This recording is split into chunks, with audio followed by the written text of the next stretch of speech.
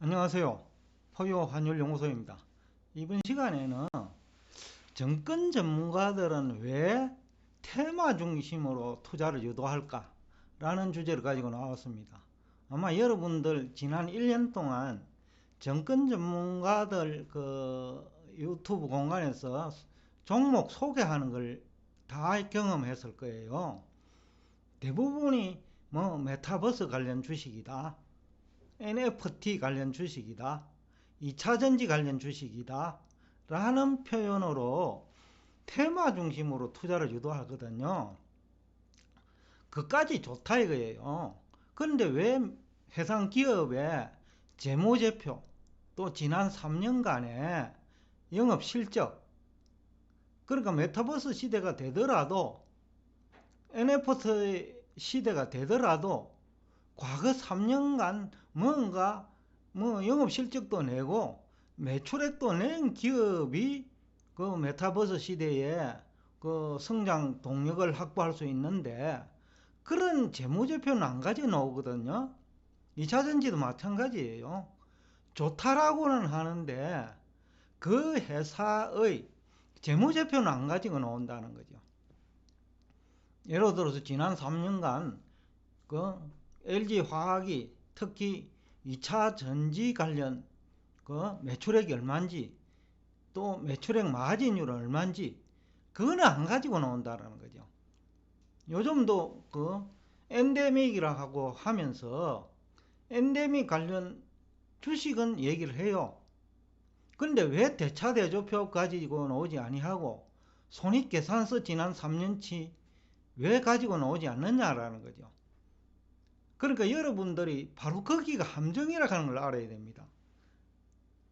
그 내용이, 그러니까 대차대조표와 손익계산서는 지난 3년간의 매출액 추이, 이런 것이 시원찮거나 아니면 전혀 그 실적이 없다라는 얘기하고도 통하거든요.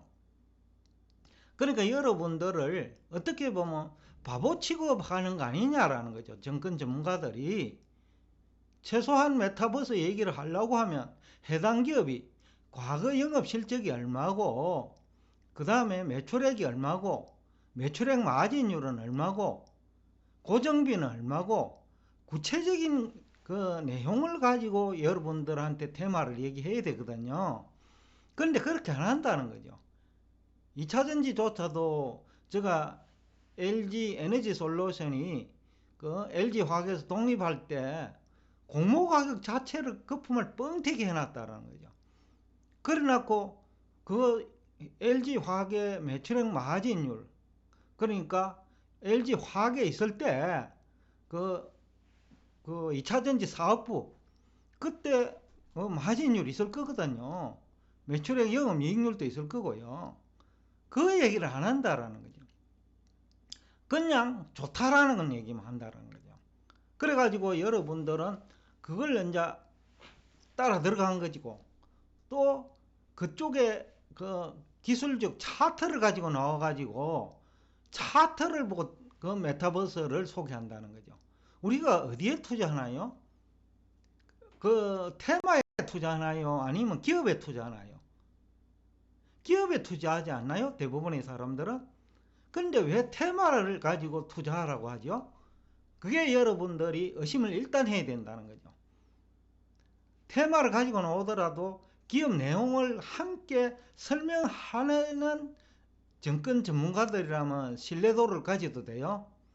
그런데 기업 내용은 가지고 나오지 아니하고 그냥 2차전지 관련주, 테마주, 아니면 메타버스 관련주, 이런 식으로 접근하는 정권 전문가들은 믿으면 여러분은 재산이 그 시간의 문제일 뿐 90% 확률로 실패합니다.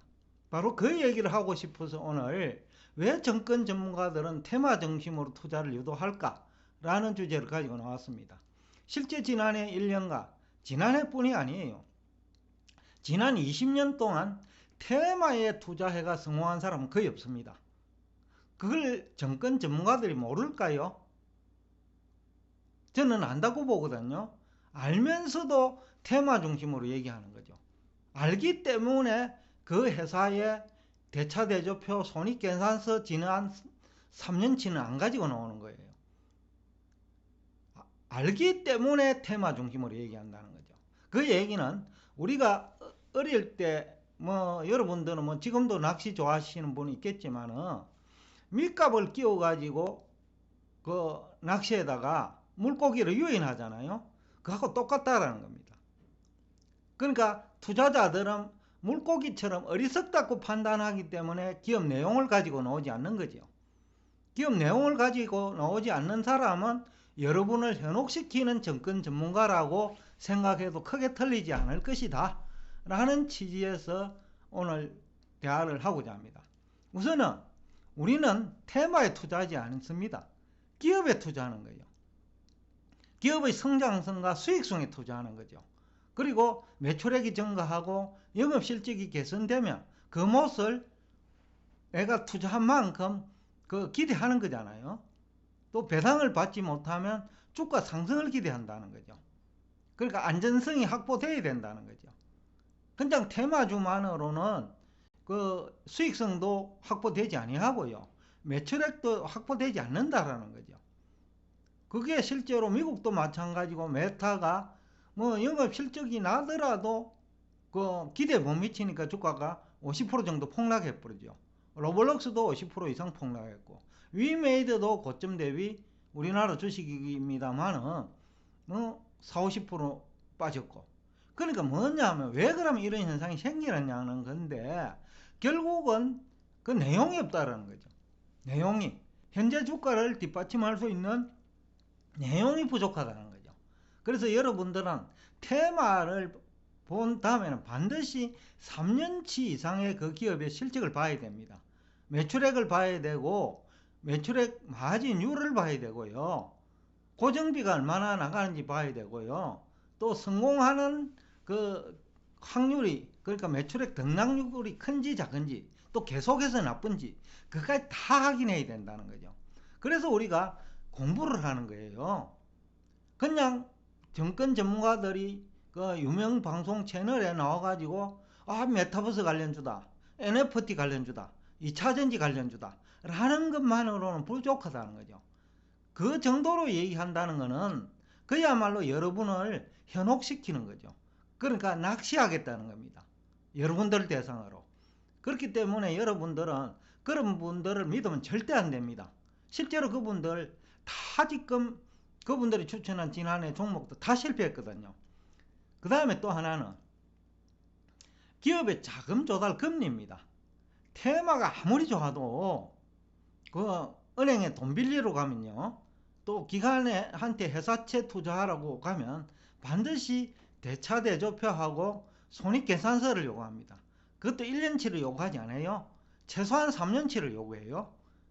그 얘기는 뭐냐면 전문가들끼리는 테마에 투자하지 않는다라는 거죠. 기업 내용에 투자한다는 거죠. 해당 기업 비해서도 3년치 비해서 손익계산서도 3년치 손익계산서 그리고 매출액 추이, 영업이익률 그 다음에 이게 일정한지 아니면 들쑥날쑥한지 그것까지 다 본다는 거죠. 그러면 자기들끼리는 기업 내용을 확인하면서 투자를 하고 왜 정권 그 일반 개미들한테는 그 중요한 핵심 내용을 제공하지 않느냐는 거죠. 그 기업 회계 회계 내용 그죠? 대차대조표와 손익계산서는 공개를 의무화시켜 놨고 있어요.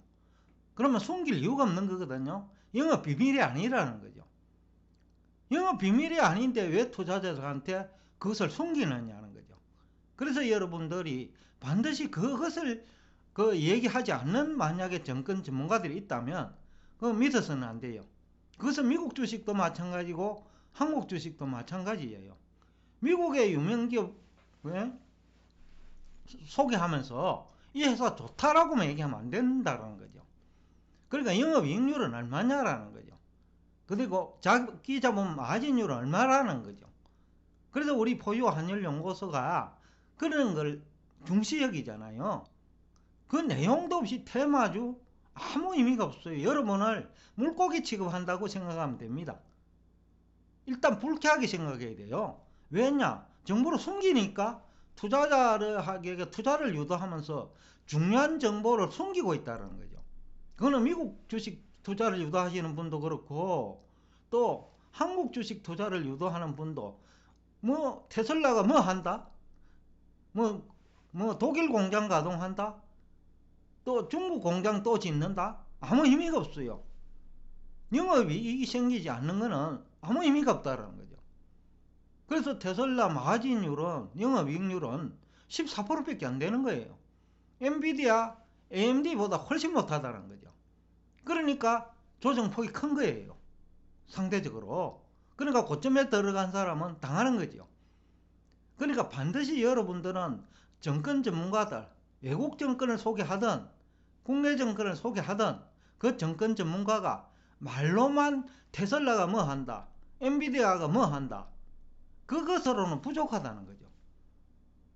구체적인 영업실적과 구체적인 마진율과 구체적인 그 자기자본 이익률, 그 다음에 매출액 경과 추세, 이까지 다 나와야 된다는 거죠.